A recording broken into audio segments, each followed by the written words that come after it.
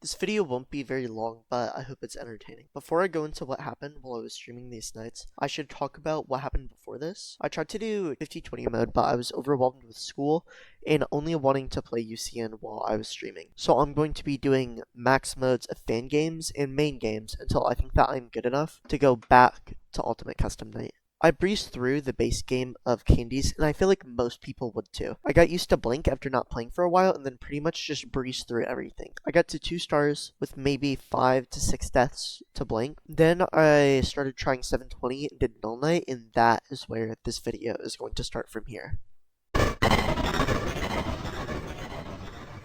I didn't use the optimal strategy for 720 because I thought it would make for a boring video and it would be boring to play. So I used a strategy that I'm calling the triangle. You check cams 11, 4, and 6 because they give you all the information that you need. If you need to know when Blink is gone, cam 11 is there, meaning that you don't have to waste power going through the rest of the cameras looking for anyone. A lot of the night is still spent either looking at doors or checking the door cameras, and there is a lot of downtime between checks. Something I noticed towards the end of my playthroughs were for the first 20 seconds, you should be good to sit in your office if you just listen out for footsteps and shut the front window, then check cam 5. There's a lot of decision making that you have to make between the downtimes, and it can be very overwhelming, but overall, for me at least, it felt very satisfying to complete. After you see Blink disappear from cam 11, you want to check both doors and then close the front door and check cam 5. You then want to check both door cams and deal with the threats from there. I will show a first Blink attack cycle now.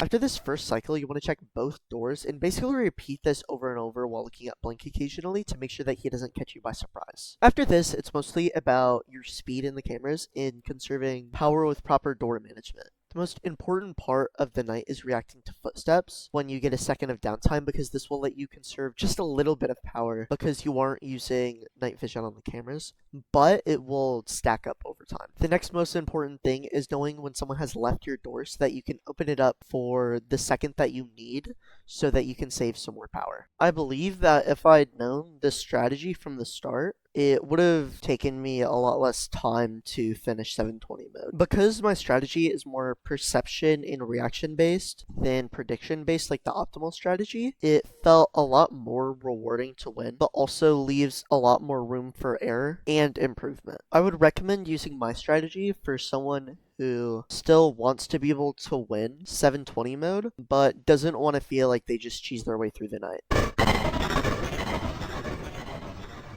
Night Null is honestly way harder than 720 just because of the difference in how Shadow Candy moves. Thankfully, I didn't end up spending too much time on it, and overall, I only needed an hour of attempts. The premise is that you need to find Shadow Candy on the cameras after he leaves 13, which means that you have to check every single camera without night vision except for the door cameras and watch him for a minute. After enough time without you spotting Shadow Candy on the cameras, then he will go into his attack phase where he will go to one of your 3 doors and you can either shut the door on him and take a power loss, or you can let him attack you and spend some time after you find him next to look for the origami cat in the cameras. Either way, you're going to lose some power. You can still salvage a run after something like that happens, after you have to deal with an attack phase. It's best if you take it slow at first so that you can build up the muscle memory to catch Shadow Candy in the earlier hours. Personally, I didn't have very much trouble learning this night because it's mostly execution based and you don't really have to follow a specific strategy for it. The best way to check the cameras that I found was turning on and off night vision on every camera except for the door cameras. This was the best way because it means that I didn't accidentally miss Candy while going through the cameras, and if I did, then usually I could just go back to the camera I was just on. I will link the raw footage of my completion in the description.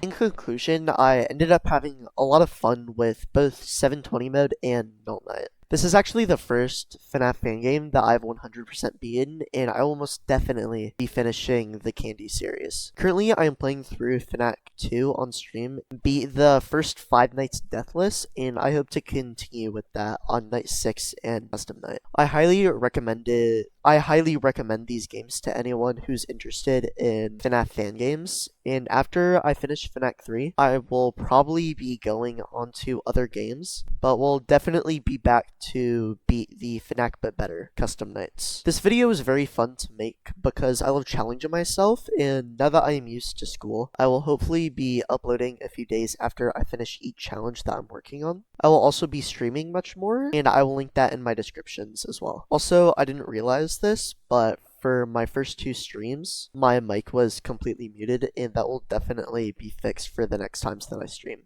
I would also like to apologize for the pacing of this video. I'm still trying to figure out how I want to structure my content, and it will definitely take me at least a few videos before I can fully figure out what I want to do with this channel. Thank you for watching, and have a lovely day.